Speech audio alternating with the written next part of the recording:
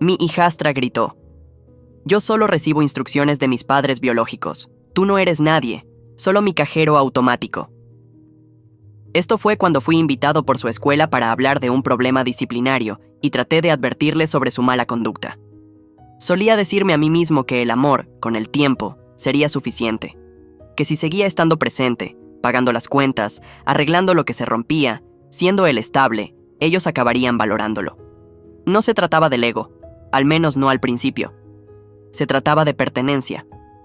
Cuando me casé con Mónica, sabía que venía con una hija de 10 años de una relación anterior. No era ingenuo. Entendía que formar una familia mezclada sería difícil, especialmente con una niña que ya había vivido la ruptura de un hogar. Le di tiempo, espacio y amabilidad. No intenté ser su padre. Sabía que eso no funcionaría. Solo quería ser alguien en quien pudiera confiar. Pagué su escuela, sus clases de danza, sus tratamientos de ortodoncia. Cada vez que necesitaba algo, yo estaba allí. No porque tuviera que hacerlo, sino porque quería hacerlo. Esa es la parte de la que nadie habla en la paternidad de un hijastro. Lo invisible que puede sentirse el esfuerzo, especialmente cuando el amor es de una sola vía. No pasó de golpe. Al principio solo era fría, callada, un poco distante. Eso lo esperaba. Pero con los años, su indiferencia se volvió algo más afilado.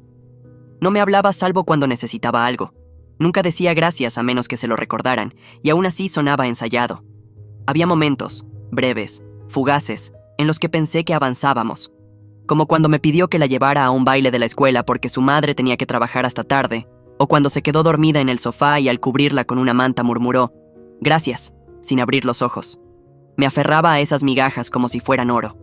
Me convencí de que significaban algo, que un día me miraría no solo como el hombre casado con su madre, sino como alguien que lo intentó, alguien que se quedó. Pero ahora, al mirar atrás, veo lo desesperada que me volvió esa esperanza. Qué ciego estaba. La escuela me llamó un martes por la tarde. Lo recuerdo porque acababa de salir de una reunión y vi 3 llamadas perdidas de un número desconocido. Llamé de vuelta, pensando que sería una emergencia, solo para escuchar la voz de la subdirectora, calmada pero claramente irritada. «Señor Carter», dijo, «nos gustaría programar una reunión con usted respecto al comportamiento reciente de Leila. Como su tutor legal, agradeceríamos su presencia». Me resultó extraño que me llamaran tutor legal cuando emocionalmente me trataban como a un espectador. Aún así, reajusté mi agenda y me presenté a la mañana siguiente con camisa planchada. No porque me importaran las apariencias, sino porque aún creía en hacer las cosas de la manera correcta. Pensé que quizá esta era mi oportunidad de importar, de intervenir, no solo como billetera, sino como guía, un padre en la práctica, sino en la sangre. Hila ya estaba sentada en la oficina cuando llegué. No parecía sorprendida de verme, pero claramente no estaba contenta. Sus brazos cruzados con fuerza sobre el pecho, la mandíbula tensa, con esa expresión típica de los adolescentes que ya se han convencido de ser las víctimas. La subdirectora me informó sobre el problema. Hila había sido sorprendida vapeando en el baño, y le contestó con grosería a un profesor cuando la enfrentó. No era el fin del mundo, pero sí lo suficientemente grave como para abordarlo. Me volví hacia Hila con suavidad, no con enfado, y le dije, «Tienes que empezar a pensar en las consecuencias de tus actos. Este tipo de comportamiento puede perseguirte». Y ahí explotó. Se levantó, con los ojos entrecerrados por el desprecio, y gritó tan fuerte que la recepcionista afuera pudo oírlo. «Yo solo recibo instrucciones de mis padres biológicos. Tú no eres nadie, solo mi cajero automático». Quedó flotando en el aire como una bofetada. No reaccioné, al menos no visiblemente. Me quedé congelado, intentando decidir qué emoción sentía. ¿Vergüenza? ¿Rabia? ¿Humillación? No. Era duelo. Se sentía como duelo, de ese que se instala en el estómago, frío e inmóvil. Miré a la subdirectora, cuyos ojos se agrandaron un instante antes de fingir buscar papeles. Hila salió de un portazo sin esperar autorización. Yo me quedé un minuto más antes de dar las gracias en voz baja y marcharme. De camino a casa ni siquiera pude poner música. Solo silencio. La frase repitiéndose en mi mente en un bucle. Solo mi cajero automático. Eso era lo que yo era para ella. Tras años de estar presente, de volcarme en su futuro, de sacrificar vacaciones, fines de semana y horas de sueño, no era más que una tarjeta con PIN. Al llegar a casa, le conté a Mónica lo que había pasado. No adorné, no exageré. Solo relaté los hechos. Esperaba irracionalmente que se indignara en mi nombre, que dijera, «Eso es inaceptable, te debe una disculpa». Pero en lugar de eso suspiró, me miró fijamente a los ojos y dijo, «¿Qué esperabas? No tenías derecho a reprender a mi hija». Mi corazón se quebró de una forma para la que no estaba preparado. No solo Hila me veía como desechable, Mónica también. Todos esos años creí que estábamos construyendo algo juntos, una familia, una sociedad. Pero resultó que estaba construyendo una casa sin cimientos, y el primer temblor la derrumbó por completo. Esa noche me quedé en la cama mirando el techo, mientras Mónica dormía a mi lado como si nada hubiera pasado. Yo no dormí, no comí. Solo pensé, no en venganza, no todavía, sino en dignidad. ¿En cuánto tiempo había estado perdiendo pedazos de mí mismo en un hogar que solo valoraba lo que podía proveer? Me di cuenta de que había estado interpretando un papel escrito por ellos, proveedor, apoyo silencioso, saco de golpes emocional. Pero yo era más que eso. Era un hombre que merecía respeto, que lo había dado en abundancia y había pedido poco a cambio. Y ahora estaba pidiendo, no, exigiendo. Ya era suficiente. La mañana siguiente se sentía distinta. No había calidez en la casa, solo un frío persistente pegado a las paredes como moho. Preparé café por costumbre, pero el sabor me resultó agrio, como si todo lo familiar se hubiera vuelto contra mí de un día para otro. Mónica estaba en la cocina, desplazándose en su teléfono, completamente tranquila, como si nada se hubiera roto la noche anterior. La observé un momento, esperando que dijera algo, lo que fuera, para reconocer lo sucedido. Pero no lo hizo. Solo levantó la vista, me dio un «buenos días» a medias y volvió a esa pantalla luminosa. Quise gritar, no de rabia, sino del dolor de ser invisible en tu propio hogar. No estaba solo herido, estaba humillado. El día anterior había estado en esa oficina intentando ser un padre, intentando proteger a una niña que se estaba descarriando, y me habían reducido a una transacción con zapatillas. El golpe más profundo no fueron las palabras de Hila, sino las de Mónica. Esa frase no dejaba de resonar en mi cabeza. No tenías derecho a reprender a mi hija. No nuestra hija, sino mi hija. Como si yo fuera un intruso en su reino, no invitado y entrometiéndose. Lo peor era que yo sí creía tener derecho. Quizás no legal, pero sí moral. Yo la había vestido, dado techo, cuidado, celebrado sus cumpleaños, pagado sus frenos, velado noches con fiebre. Había asistido a sus obras escolares, incluso aquellas donde no tenía ni una línea, aplaudiendo tan fuerte como los verdaderos padres. La dejé tomar distancia, nunca forcé una conexión que no quisiera, pero jamás fallé en estar allí. Y aún así, nada importó. Para Mónica, yo siempre fui solo el hombre con la billetera y el título de padrastro, como un asterisco, una nota al pie en sus vidas. Fui a mi despacho, cerré la puerta y me senté frente al ordenador en silencio. Mi mano flotaba sobre el ratón mientras miraba el panel del banco en la pantalla. Pensaba, si solo soy el cajero automático, veamos cómo se las arreglan sin él. Con los dedos temblando, marqué la opción de congelar tarjeta. Primero la de Mónica, luego la de Leila. Después abrí el portal de matrículas y cancelé el próximo pago que ya había hecho para la escuela de Leila. Se sintió mezquino, casi cruel, pero también como una liberación, como cortar las cadenas que se habían ido enredando en mis tobillos a lo largo de los años. Cada dólar que enviaba era una extensión de mí, mi tiempo, mi trabajo, mi cuidado, y me di cuenta de que estaba financiando mi propia desaparición. No lo haría más. Entonces vino el paso final. Llamé a mi abogado.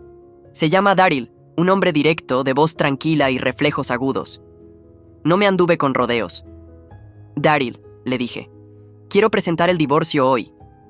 Hubo una pausa, un respiro profundo al otro lado, pero no me cuestionó. ¿Estás seguro?, preguntó. No dudé. Estoy cansado de que me usen, Daryl. Necesito salir. Se puso manos a la obra de inmediato, pidiendo detalles, confirmando fechas. Habíamos estado casados 6 años, suficiente para haber construido una vida, pero no tantos como para que desenredarla me dejara seco por completo. Al colgar, no me sentí triunfante. Me sentí vacío, como alguien que finalmente acepta una verdad de la que llevaba mucho tiempo huyendo. Pero dentro de ese vacío había algo que no había sentido en mucho tiempo. Claridad. Esa tarde, Mónica recibió los papeles. Hice que se los entregaran en la casa por mensajero, mientras yo me aseguraba de estar en el trabajo. No quería estar allí para la escena. No quería escuchar los suspiros, las exigencias de explicación, los intentos de pintarme como irracional. Ya sabía cómo iría el guión. Primero se quedaría atónita, luego furiosa, después sentimental.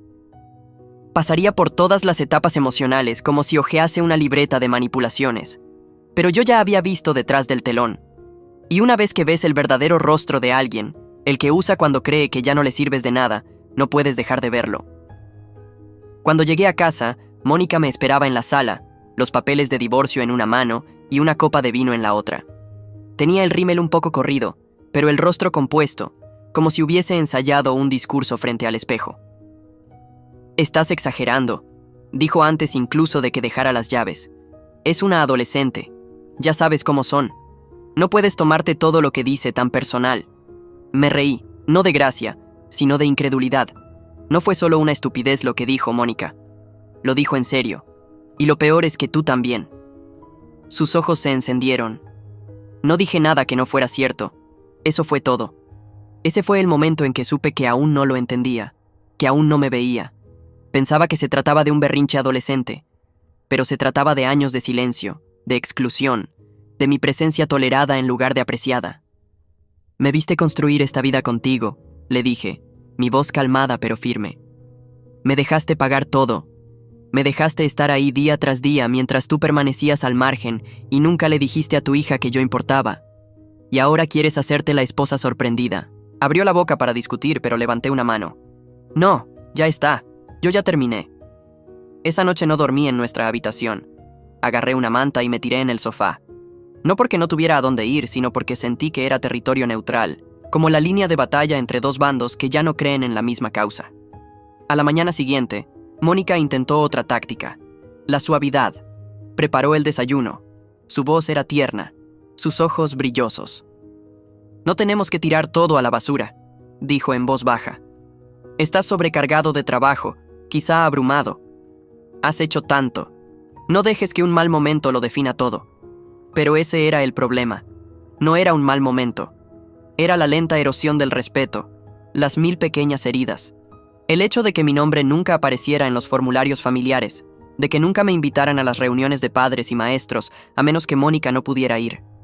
De que Leila nunca me llamara de ninguna manera, ni siquiera por mi nombre, solo él. Esta fue solo la primera vez que alguien dijo en voz alta lo que siempre estuvo en silencio. Y una vez dicho, ya no había forma de fingir. Al final de esa semana, algo en mí había cambiado por completo. Ya no era la rabia o la venganza lo que me movía. Era claridad. Claridad fría, serena, sin disculpas. La que llega después de llorar todas las lágrimas que no sabías que tenías guardadas. Después de repetir cada frase en tu cabeza 100 veces y darte cuenta de que ninguna habría importado de todos modos. No se trataba de cómo lo decía. No se trataba del momento. Se trataba de vivir en una casa donde nunca estuve realmente dentro. Un invitado, un proveedor, un extraño parado en un hogar que ayudé a construir. No lo quise así. Suspiré, dejando la llave inglesa a un lado y finalmente girándome para mirarla de frente. Las intenciones no devuelven los años que entregué sin cuestionar. No deshacen el silencio que tragué cada vez que ella me ignoraba o tú mirabas hacia otro lado.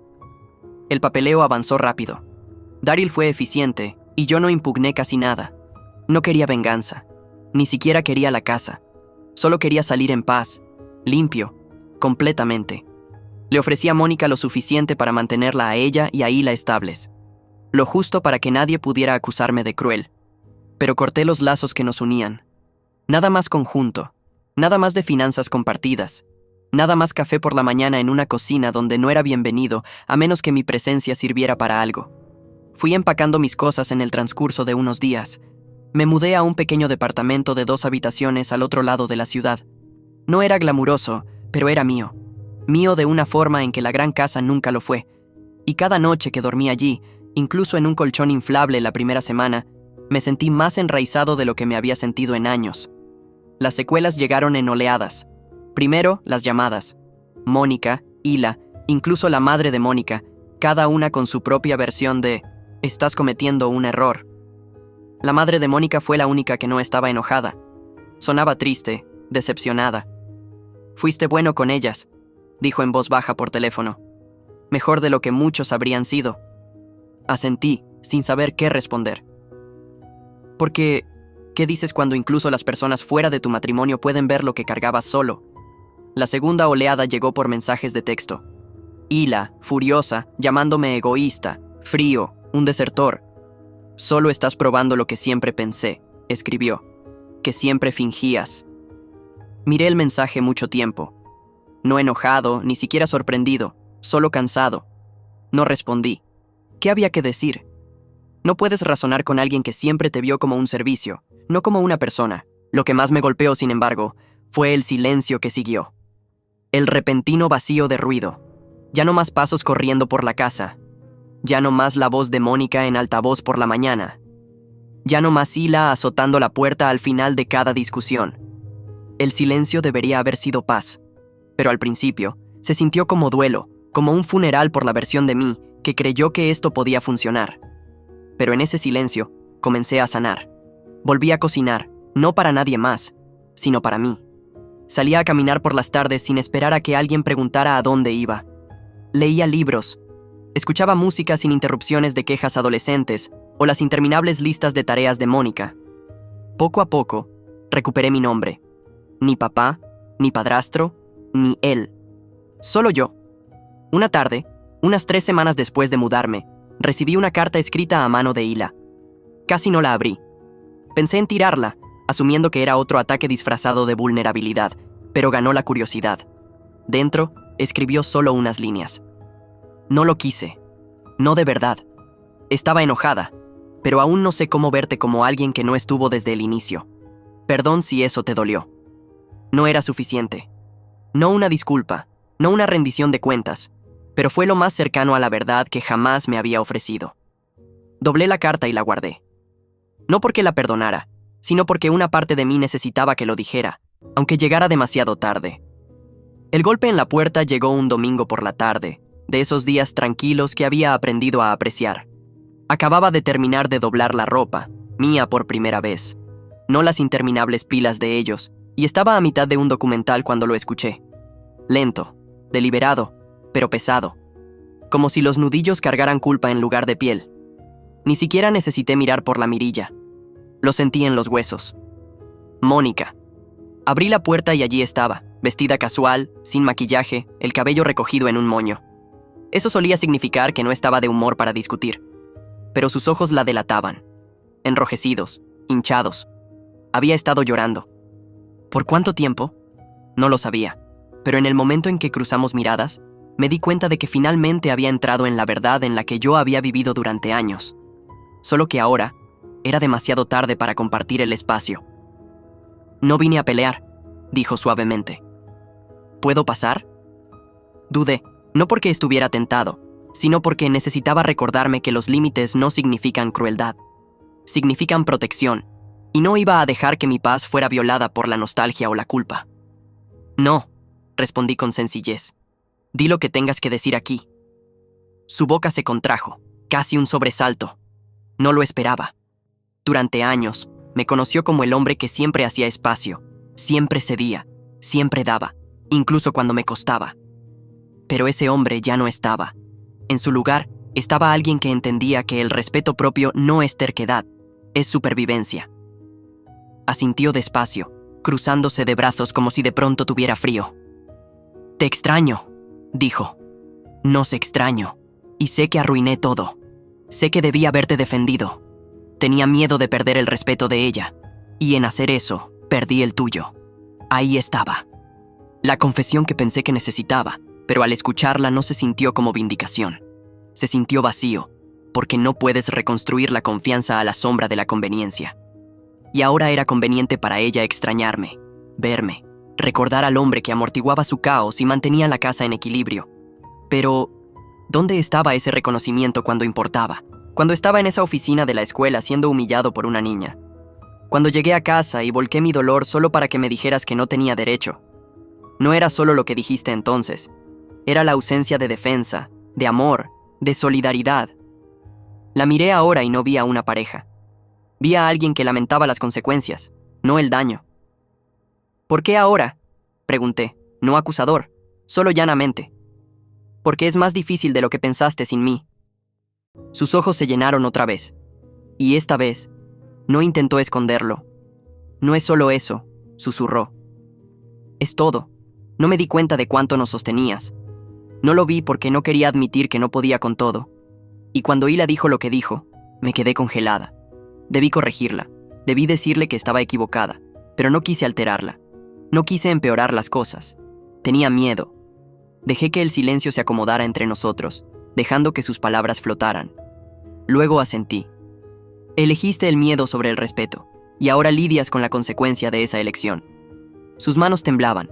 Extendió un poco la suya. ¿Podemos al menos hablar, por favor? Di un paso atrás, no por miedo, sino por firmeza. Estamos hablando, dije, pero no aquí, no en mi espacio. Esto es mío ahora. Vi algo parpadear en sus ojos, la realización repentina de que esto no era un castigo. Era una línea, un límite, y no estaba acostumbrada a que yo trazara esos. Estaba acostumbrada a tener acceso al perdón ofrecido como agua, libremente, sin fin. Y yo había sido ese hombre, pero ya no. Entonces vino la parte que temía, su intento de usar a Hila como puente. Ella se arrepiente de lo que dijo, ofreció Mónica. Es solo que... es una niña. No entendía lo que hacía. Moví la cabeza, calmado pero firme. Si es lo bastante mayor para hablar, también lo es para ser responsable. No estoy pidiendo perfección, pero no volveré a un hogar donde me traten como una transacción. Y no descongelaré su matrícula solo porque de repente se dio cuenta de que sus notas importan. Las acciones tienen consecuencias. Ella dejó claros sus sentimientos. Y tú también. Mónica comenzó a llorar entonces. No sollozos fuertes y dramáticos, sino lágrimas silenciosas y agotadas. El tipo de lágrimas que se derraman cuando se sabe que el resultado no va a cambiar. «Todavía te amo», susurró. Le creí, pero había aprendido que el amor no era lo mismo que la lealtad, y definitivamente no era lo mismo que el respeto. «Lo sé», dije, «pero el amor no basta cuando viene sin protección, y no volveré a ser el único que protege a todos». Entré y cerré suavemente la puerta entre nosotros. No para ser cruel, sino para ser claro. Me recosté contra la pared, el corazón golpeando, no por arrepentimiento, sino por el dolor de la finalidad. No había querido tener razón sobre ellas.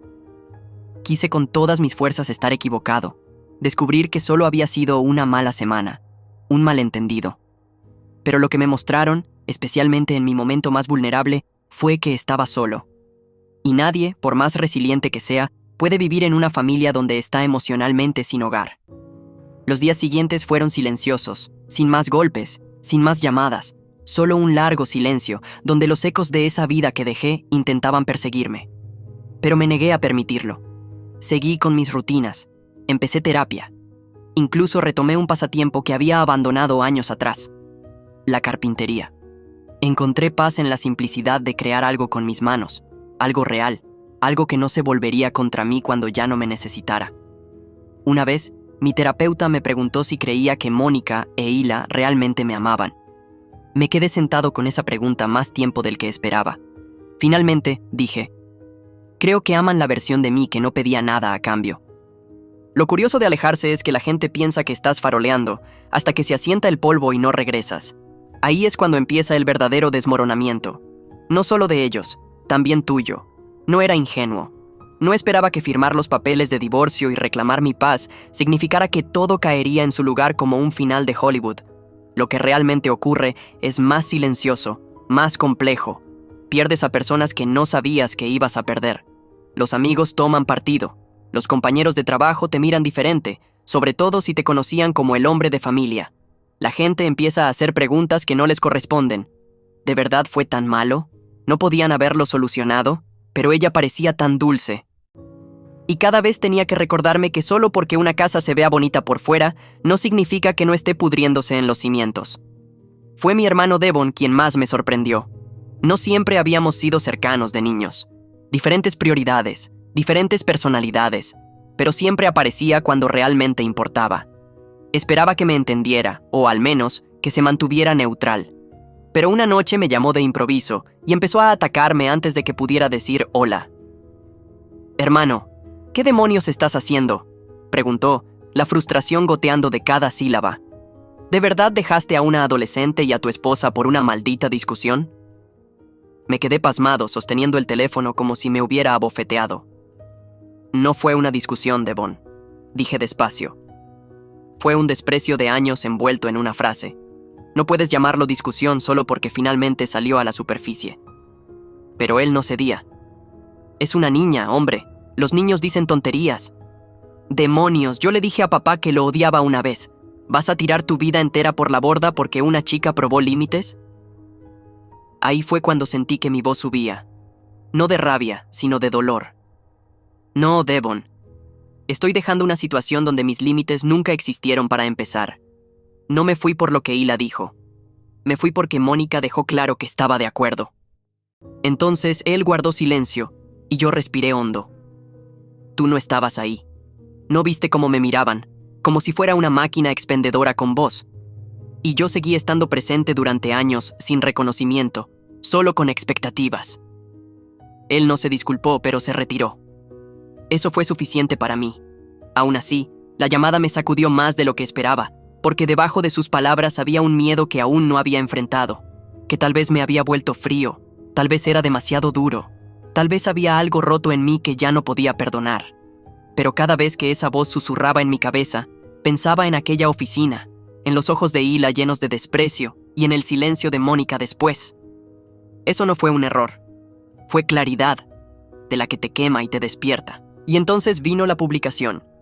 Hila aparentemente había recurrido a las redes sociales, no solo una queja, sino una campaña de difamación completa. Capturas de pantalla me llegaron a través de amigos en común, mensajes llenos de preocupación o de leve diversión, dependiendo de quién lo leyera. Había publicado algo en su historia. Imagínate casarte con un hombre que finge que le importas hasta que dices algo que no le gusta. No pudo manejar la verdad, así que se largó. Solo eras mi cajero automático, y supongo que lo demostró. Dolió, no porque mintiera, sino porque lo creía, porque lo volvió a decir.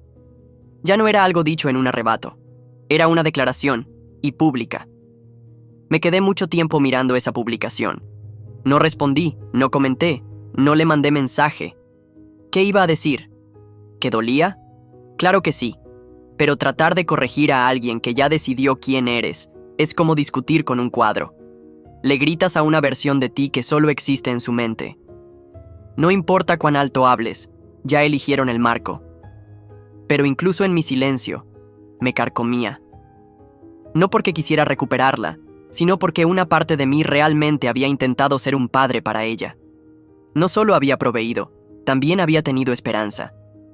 Y ahora esa esperanza estaba siendo escupida en tinta digital, gustada, compartida y capturada como si fuera entretenimiento. Vi a Mónica 2 días después de que la publicación se hiciera viral dentro de nuestro pequeño círculo social. Nos encontramos en la farmacia. Su rostro estaba pálido, su cuerpo rígido, y apenas dijo «hola» antes de mirar hacia su teléfono, como si pudiera protegerla de la tensión. Yo tampoco dije nada. ¿Qué quedaba? Ya lo habíamos dicho todo, pero esa noche ella me mandó un solo mensaje. Yo no le dije que publicara eso. Lo siento. Lo miré unos segundos antes de responder. Pero tampoco la detuviste. Ella no respondió después de eso. A la mañana siguiente, recibí una llamada de alguien que no esperaba. La consejera escolar de Leila. Era amable, mesurada y cuidadosa con sus palabras. Señor Carter, sé que las cosas han sido complicadas, pero sentí que era importante comunicarme. Las calificaciones de Hila han bajado mucho. Está retraída, no entrega tareas. Pidió hablar con alguien, pero se negó a hablar con el psicólogo de la escuela. Cerré los ojos frotándome la frente. ¿Qué quiere de mí?, pregunté, suave pero honesto. La consejera hizo una pausa. No le estoy pidiendo que vuelva a insertarse en una situación dolorosa, pero creo que ella está en caída libre y no lo admite. Ese momento me tomó por sorpresa. No era desalmado, no era inaccesible, pero estaba herido. Y las heridas no desaparecen solo porque alguien más está sangrando. Le dije a la consejera que agradecía la llamada y que esperaba que Hila recibiera la ayuda que necesitaba. Pero también dejé claro que no volvería a asumir ese papel. No hasta que hubiera responsabilidad. No hasta que hubiera respeto. porque el amor dado sin condiciones es noble, sí, pero el amor dado sin límites es autodestrucción. Y yo ya había hecho suficiente de eso. Es extraño lo silenciosa que puede ser la paz. No el tipo de silencio que sigue a una discusión, incómodo, cargado de tensión, sino el que se instala cuando finalmente dejas de intentar ser lo que todos los demás necesitan. Ese es el silencio en el que vivo ahora. Llena mi apartamento como la luz de la mañana, suave y sin pretensiones. No hay portazos de adolescente, no hay insultos apagados deslizándose por las paredes, no hay hombros fríos al otro lado de la mesa. Solo silencio. Mi silencio. Durante un tiempo, no confié en él. Me despertaba esperando una nueva crisis, medio pensando que escucharía a Mónica gritar desde otra habitación o vería el nombre de Hila parpadear en mi teléfono con algún nuevo ataque dramático. Pero nada llegó.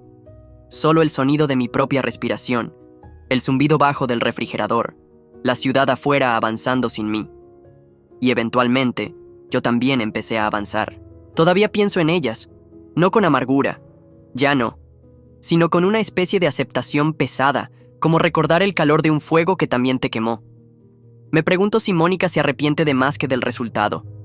Me pregunto si alguna vez se sienta en esa casa grande y ahora silenciosa y escucha el eco de sus propias palabras. No tenías derecho a advertir a mi hija.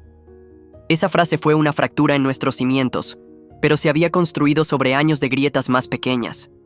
Cosas no dichas, resentimientos dejados a pudrirse. Pienso en las noches en que me quedé despierto investigando becas para Hila.